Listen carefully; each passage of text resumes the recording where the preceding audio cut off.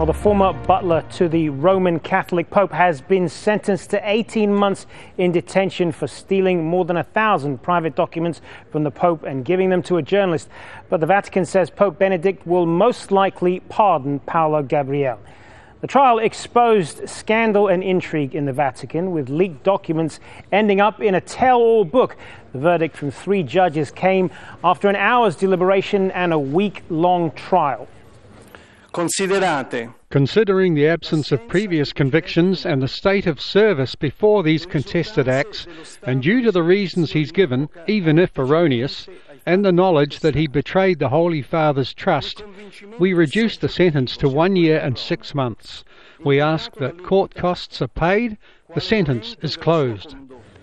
Well, Al Jazeera's Paul Brennan joins us now from Rome. And Paul, he has been sentenced to 18 months, but there is every chance that he may end up not serving it out.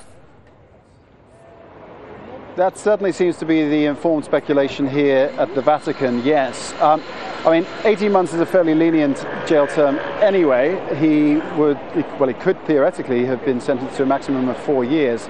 Indeed, the prosecution was pressing for 3 years.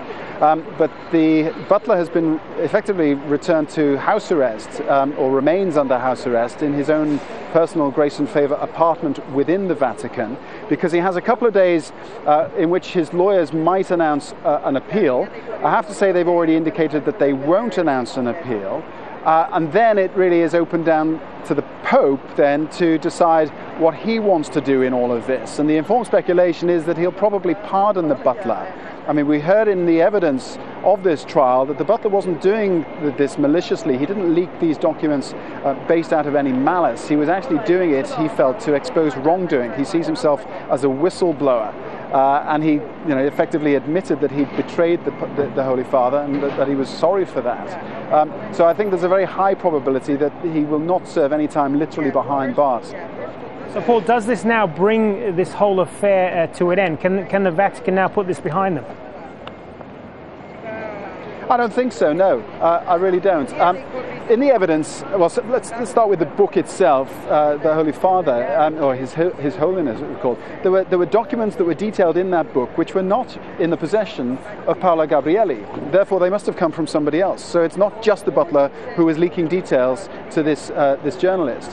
The other thing is that there was a secret report compiled by a team of cardinals commissioned by the Pope into the allegations that the butler's documents raised. Allegations that certain cardinals were basically not doing enough to combat corruption, that there was nepotism within the upper echelons of the Vatican.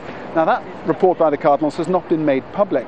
I think there are certainly questions that the Pope is going to have to answer, maybe not publicly, but certainly to himself. And there are certain issues that he's going to have to grapple with, such as how he imposes discipline on the upper ranks of the church.